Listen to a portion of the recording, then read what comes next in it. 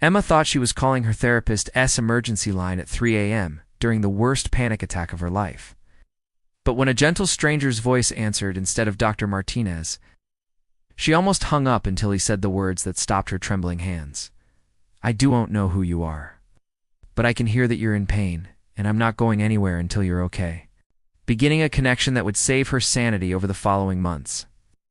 Though she never imagined that the voice offering her comfort in her darkest hours belonged to Michael Richardson, the man whose lies had destroyed her father's reputation and driven him to suicide 5 years earlier.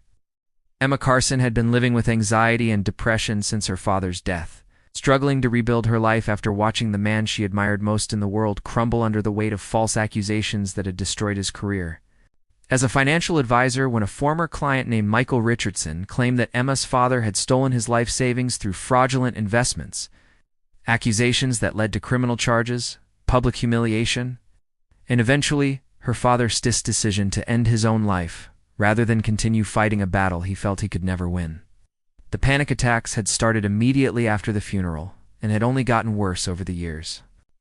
Despite regular therapy sessions with Dr. Martinez, who had given Emma an emergency number to call during particularly difficult nights, when sleep seemed impossible and the weight of grief threatened to overwhelm her completely,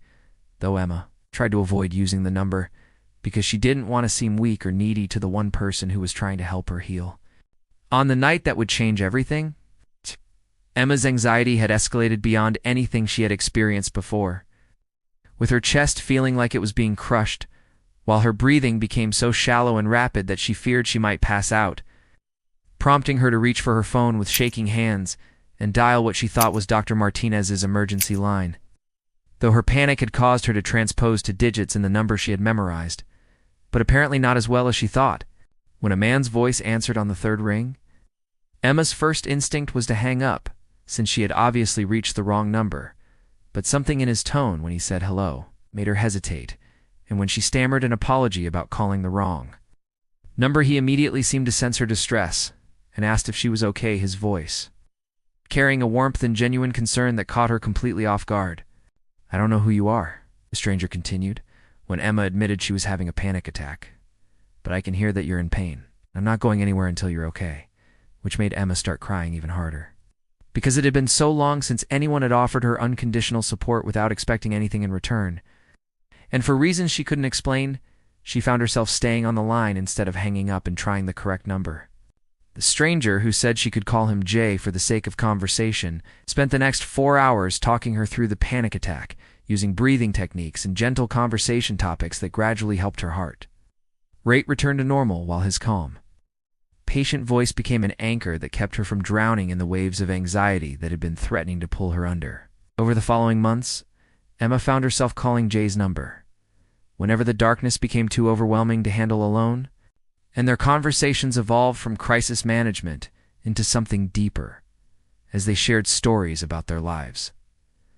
While carefully avoiding personal details that might reveal their identities with Jay, never asking for her real name or pressing for information she wasn't comfortable sharing,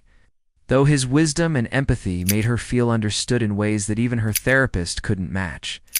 Jay told her about his own struggles with guilt and regret over mistakes he had made in his past, describing how he had once acted on incomplete information and hurt an innocent person in ways that he was still trying to make amends for.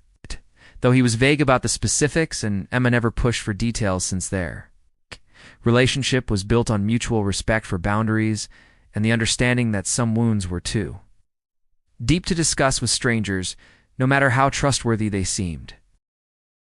Emma began to look forward to their late-night conversations, finding that Jay's voice had become associated with safety and comfort in her mind.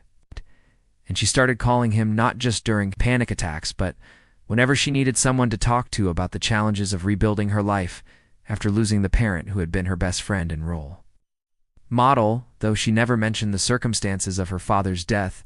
or the legal battles that had preceded it. Jay seemed to understand her grief on a level that surprised her, offering insights about forgiveness and healing that suggested he had his own experience with loss and trauma, and he often talked about the importance of not letting anger and resentment consume your life, even when you had been genuinely wronged by others. Though Emma sometimes found his advice difficult to accept, since she was unready to forgive the man who had destroyed her family. Their friendship became one of the most important relationships in Emma's life, even though they had never met and knew almost nothing concrete about each other, and she began to wonder if Jay might be someone she could eventually meet in person. Once she felt strong enough to take that step, though, part of her was afraid that meeting face-to-face might somehow ruin the perfect connection they had built through voice alone.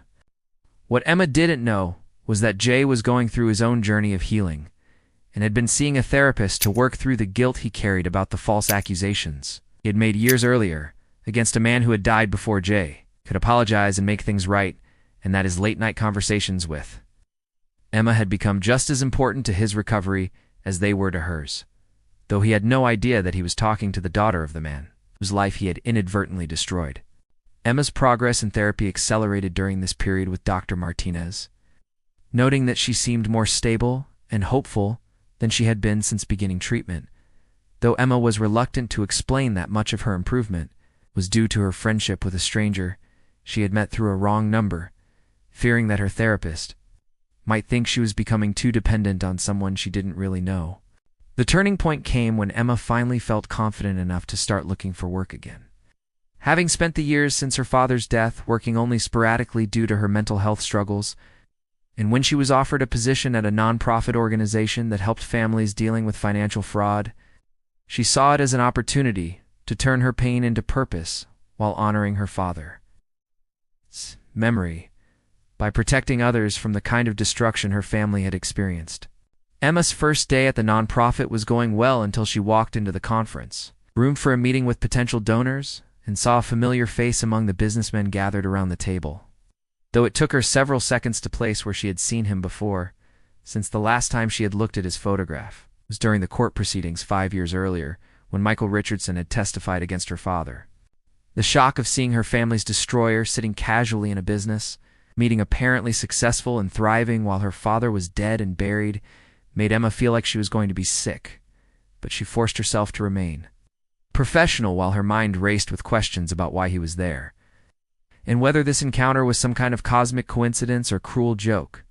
When Michael was introduced as one of the organization's major supporters, who had been donating significant amounts of money to help families affected by financial crimes,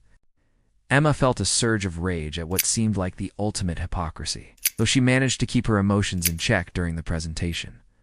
while planning to excuse herself as soon as possible to avoid having to interact with the man who had destroyed her life. But when Michael began speaking about his motivation for supporting the organization, Emma's world shifted completely as he explained that he had once made false accusations against an innocent man based on incomplete information and anger over his own financial losses, and that the man had died by suicide before Michael could realize his mistake and apologize, leaving Michael with guilt that had consumed his life for years until he decided to dedicate his time and resources to preventing others from experiencing similar injustices. "I destroyed a good man's reputation and contributed to his death," Michael said, his voice breaking with emotion that seemed genuine. "And while I can never bring him back or undo the harm I caused his family, I can try to make amends by protecting other families from false accusations and ensuring that people like David Carson are remembered as the honest, caring people they really were, rather than the criminals that angry, grieving people like me painted them to be." Emma felt like the room was spinning as she realized that the man she had hated for 5 years was not only genuinely remorseful, but had been working to honor her father's memory and protect other families from similar tragedies. And when Michael's voice cracked as he talked about his regrets, she recognized something familiar in his tone that made her blood run cold. The voice that had comforted her through countless panic attacks, the stranger who had become her closest friend and confidant, the man who had helped her heal from the very trauma he had caused. It was Michael Richardson, speaking with the same gentle cadence and warmth that had made her feel safe during her darkest hours, though he had no idea that he had been talking to David Carson's daughter for months. Emma excused herself from the meeting and spent the rest of the day trying to process the impossible situation she found herself in, torn between the hatred she had carried for 5 years and the genuine gratitude she felt toward the anonymous friend who had literally saved her life on multiple occasions. While wondering if Michael's remorse was genuine, or if this was all an elaborate manipulation designed to somehow benefit him, That night, Emma called Jay's number one more time, though now she knew she was calling Michael Richardson, and when he answered with his familiar hello, she took a deep breath and said, "This is Emma Carson, David Carson's daughter, and I think we need to talk." The silence that followed was deafening, and Emma could hear Michael's sharp intake of breath as he realized that the person he had been helping heal was the daughter of the man whose life he had destroyed. It's creating a situation so complex and painful that neither of them knew how to begin processing it. Though Michael was the first to speak, his voice thick with tears as he whispered, "Emma, I am so sorry. I had no idea. I never meant for any of this to happen." They met in person the following week at a neutral location, and the conversation was awkward and emotional as they tried to reconcile their anonymous friendship with the terrible history that connected their families. With Michael explaining in detail how his grief over his own financial losses had clouded his judgment and led him to blame David for problems that had actually been caused by a third party who had disappeared with both men's money. "I know that nothing I do can bring your father back," Michael said, his eyes filled with genuine anguish. "But these past months of talking with you have shown me what an incredible person he must have been to raise such a strong, compassionate daughter, and I hope that someday you might be able to forgive me. Though I understand if that's impossible, given what I've done to your family." Emma realized that the healing she had experienced through their anonymous conversations had been real, regardless of Michael's identity, and that holding on to hatred would only continue to poison her life while preventing both of them from moving forward, leading her to make a choice that surprised even herself, when she told Michael that forgiveness was a process rather than a destination, and that she was willing to work toward it if he was genuinely committed to making amends. They began meeting regularly to work through their complicated relationship, with Emma eventually joining Michael in his efforts to support families affected by financial fraud, finding that working together to prevent others from experiencing similar tragedies helped both of them heal while honoring David Carson's memory in ways that transformed their shared pain into purposeful action. Sometimes the universe puts our greatest enemies in our path not to destroy us, but to teach us that healing and forgiveness can emerge from the most unlikely places. And Emma's story reminds us that the people who hurt us most deeply may also be the ones who can help us heal, if we have the courage to look beyond our pain and see their humanity, proving that wrong numbers like wrong turns can sometimes lead us exactly where we need to go. If this story touched your heart and made you think about the power of forgiveness to transform both victim and perpetrator, subscribe for more stories that explore how compassion can break cycles of pain and create unexpected connections. And share this with someone who believes that healing is always possible when people choose understanding over revenge.